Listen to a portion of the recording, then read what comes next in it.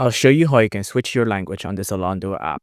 First off, of course, you'll have to go to the Zalando app on your device. After that, you'll have to click on the profile icon up there on the bottom, on the upper right, sorry, the one with the arrow I'm showing on the screen right now.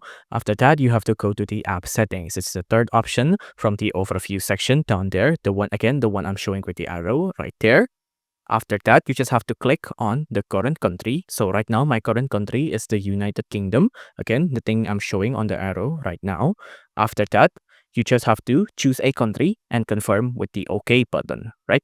So if I want to change the language to French, I'm going to choose France and then I'm going to click on OK when it's prompted me, right? So just click on OK. After that, that's it.